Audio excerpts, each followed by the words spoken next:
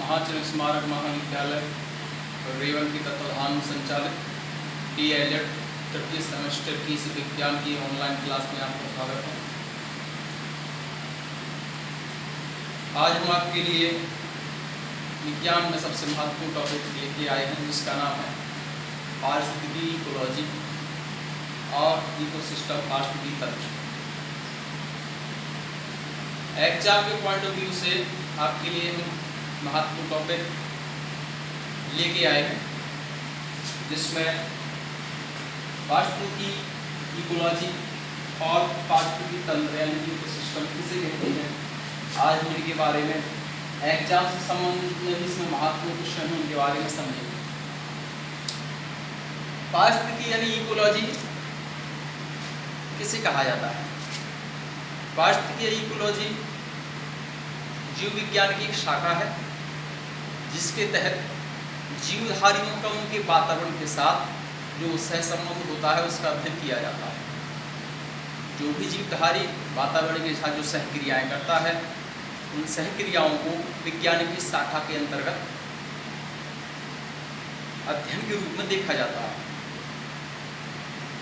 परिभाषा के द्वारा इसको समझते हैं। पारिस्थितिकी जीव विज्ञान की एक शाखा है, जैसा कि हमने आपको भी बताया, जिसमें जीव समुदाय और उनके वातावरण के मध्य पारस्परिक संबंधों का अध्ययन किया जाता है। यानी कि जो जीव समुदाय पर्यावरण में पाया जाता है, उस जीव समुदाय का, उन जीवों का अपने परिवेश के साथ जो संबंध होता है, प्रत्यक्ष या अप्रत्यक्ष रूप से उस संबंध का अध्ययन इकोलॉजी के अंतर्गत करते हैं। इसको अब एक उदाहरण के द्वारा समझते हैं। जैसे कोई जीव है, माना कोई एक हिरन है, तो उस हिरन का अपने वातावरण के साथ, वनस्पति के साथ, वातावरण की जलवायु के साथ, वातावरण की मिट्टी के साथ, यानी कि उसका जो एरिया है, जो उसके आसपास का वातावरण है, उसके साथ जो संबंध होगा उस हिरण का, वह आपस का संबंध ही क्या कहलाएगा? पारिस्थितिकी यानी इकोलॉजी। जैसा कि इसमें चित्र में डायग्राम के द्वारा बताया गया कि कोई जीव है, उसका स्वाभाविक बात है उस जीव का संबंध उस एरिया की मिट्टी से, उस एरिया की जलवायु से, जल वनस्पति यानी कि सबसे होगा। ये तो एक साधारण शब्दों में पारिस्थितिकी की परिभाषा होगी, जो आपसे एग्जाम में पूछ सकता है कि पारिस्थितिकी किसे कहते हैं। दूसरा क्वेश्चन यहाँ से बनता है कि पारिस्थितिकी शब्द के बारे में किसने बताया था? पारिस्थितिकी शब्द की व्याख्या किसने की थी? तो यहाँ पे दो विद्वानों का नाम आता है। एक तो आता है सबसे पहले इकोलॉजी शब्द का प्रयोग किसने किया था, तो एक आता है रेटर का और एक आता है अर्नेस्ट हेकल का। अब इन दोनों सही है अपनी जगह पर। अगर पारिस्थितिकी शब्द की बात की जाए तो शब्द का सबसे पहले प्रयोग रेटर द्वारा किया गया था। यानी पारिस्थितिकी के बारे में या पारिस्थितिकी शब्द का उपयोग अगर किसी विद्वान ने किया है तो रेटर है। रेटर ने सन 1865 में शब्द का प्रयोग किया था। लेकिन पारिस्थितिकी के बारे में सबसे पहले विस्तार से पारिस्थितिकी है क्या, इसके अंतर्गत किस बातों का, किस परिवेश के अंतर्गत किस चीज़ों का अध्ययन किया जाता है, इस अध्ययन के बारे में विस्तार पूर्वक सबसे पहले अर्नेस्ट हेकल द्वारा समझाया गया था 4 साल बाद 1869 में।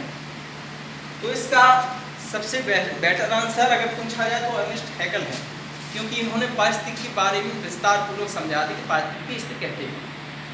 तो अगर शब्द का प्रयोग किया है, किसने किया है? तो शब्द का प्रयोग किया है रेटर महोदय ने। और इसको विस्तार से इकोलॉजी को परिभाषित किसने किया है? परिभाषित करने का काम किसने किया है? तो परिभाषित करने का काम किया है अर्नेस्ट हेकल द्वारा। ये यहाँ पे दोनों बहुत ही महत्वपूर्ण हैं। दोनों में से अधिकांश एग्जाम में ये क्वेश्चन आता है कि पारिस्थितिकी शब्द का प्रयोग किसके द्वारा किया गया था।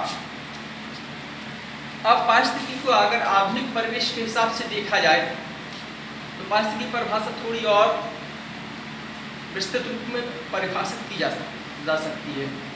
पारिस्थितिकी वातावरण के जीवों का जो वातावरण से संबंध है उसका अध्ययन तो करता है, इसके साथ साथ कोई जीवधारी सामाजिक, आर्थिक और तमाम प्रकार के जो सह संबंध उसके वातावरण से होते हैं, आज के परिवेश में इसकी परिभाषा बदल गई है, तो इसको भी पारिस्थितिकी के अंतर्गत सम्मिलित किया जाता है।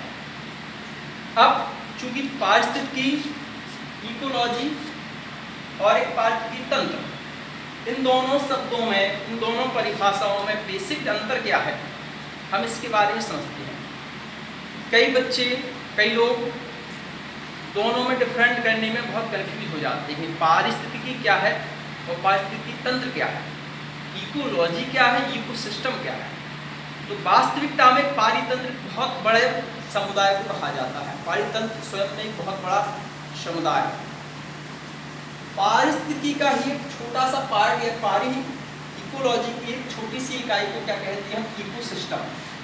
इकोसिस्टम अपने आप में एक स्वतंत्र इकाई है। एक घास के मैदान का इकोसिस्टम, वन क्षेत्र का इकोसिस्टम, एक तालाब का इकोसिस्टम, एक विशाल समुद्र का इकोसिस्टम, यानी कि एक जीवधारी एक स्वयं का एक इकोसिस्टम बनाता है। इकोसिस्टम एक पारिस्थितिकी इकोलॉजी की एक छोटी इकाई का नाम है। जैसा कि हमने आपको बताया कि जल की एक छोटी सी बूंद का एक अपना इकोसिस्टम हो सकता है, एक घास के मैदान का भी अपना एक इकोसिस्टम हो सकता है, जिसके द्वारा वह अपने वातावरण से सह संबंध स्थापित करता है। इसकी परिभाषा के द्वारा देखते हैं कि पारिस्थितिकी तंत्र एक प्राकृतिक इकाई है। यहाँ इस शब्द को याद रखना, इकाई। पारिस्थितिकी तंत्र एक प्राकृतिक इकाई है जिसमें एक क्षेत्र विशेष के सभी जीवधारियों का अपने पर्यावरण के साथ अंतःक्रिया करके एक संपूर्ण जैविक इकाई बनाते हैं। यानी इसमें बात स्पष्ट हो रही है कि एक क्षेत्र विशेष, यहाँ पे एक शब्द इंगित है, यहाँ पे क्षेत्र विशेष। क्षेत्र विशेष का तात्पर्य जिस क्षेत्र में जीवधारी रह रहा है, चाहे वो घास के मैदान का क्षेत्र हो, चाहे एक तालाब का क्षेत्र हो, चाहे एक वन समुदाय का क्षेत्र हो, चाहे वो मरुस्थल का पारितंत्र हो, ठीक है। क्षेत्र विशेष का जो जीव समुदाय होगा अपने ही क्षेत्र में अंतःक्रिया करेगा, ना कि पूरे वातावरण में। तो वो जितने क्षेत्र में अंतःक्रिया कर रहा है वो उतना ही क्षेत्र, चाहे वो घास का मैदान हो, चाहे तालाब का पारितंत्र हो, वह क्षेत्र विशेष ही उसके लिए उसका क्या होगा, वो पारिस्थितिकी तंत्र, इकोसिस्टम। अब इन दोनों बेसिक डिफरेंट क्या होगा।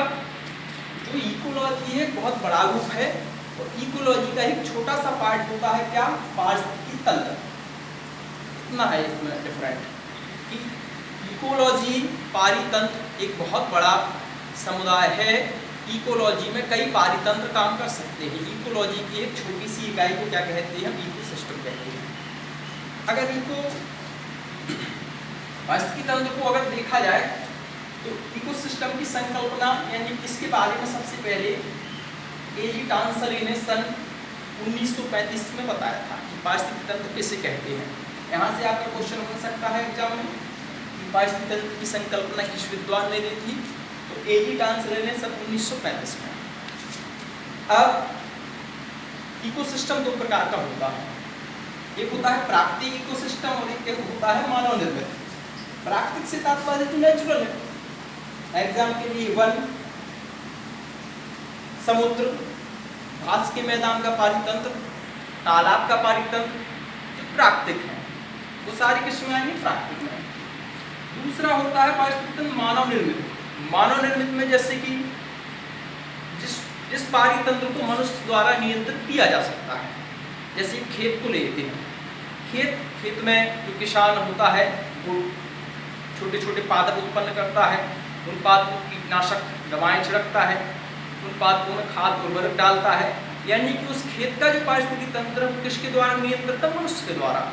तो मनुष्य द्वारा वह पारितंत्र नियंत्रित होने के कारण वो किसके अंतर्गत आएगा, मानव निर्मित, क्योंकि वहाँ की सारी क्रियाएं किसके द्वारा संचालित हो रही हैं, मनुष्य के द्वारा, उस किसान के द्वारा जो उसमें कीटनाशक दे रहा है तभी वो पौधे वृद्धि कर रहे हैं, उर्वरक दे रहा है ताकि उनमें पोषण की मात्रा में कमी ना हो। यानी कि उस खेत में जो पेड़ पौधे हैं उनकी क्रियाओं पर नियंत्रण मनुष्य द्वारा हो रहा है, इसलिए वो मानव निर्मित पारितंत्र के अंतर्गत आएगा। एक प्रयोगशाला में जो होती है वहाँ पे भी जो गतिविधियाँ होती हैं वो संचालित होती हैं, ना कि स्वयं होती हैं। एक बगीचा अगर किसी के द्वारा लगाया गया है तो बगीचे में जो पेड़ पौधे होंगे उनकी रखवाली का काम, उनकी देखरेख का कार्य, ये सारी क्रियाएं संचालित की जाती हैं। इसलिए बगीचा, प्रयोगशाला, खेत खलिहान ये सारे किसके अंतर्गत आएंगे, मानव निर्मित पारितंत्र के अंतर्गत। अगर आपसे पूछ सकता है कि निम्नलिखित में से मानव निर्मित पारितंत्र कौन सा है, कृत्रिम पारितंत्र कौन सा है, आपको उदाहरण दे तो उदाहरण में आपको याद रखना है खेत, बाग बगीचा, प्रयोगशाला आदि इसके अंतर्गत आएंगे मानव निर्मित पारितंत्र के अंतर्गत। अब एक यहाँ पे हमने छोटा सा डायग्राम सा बनाया है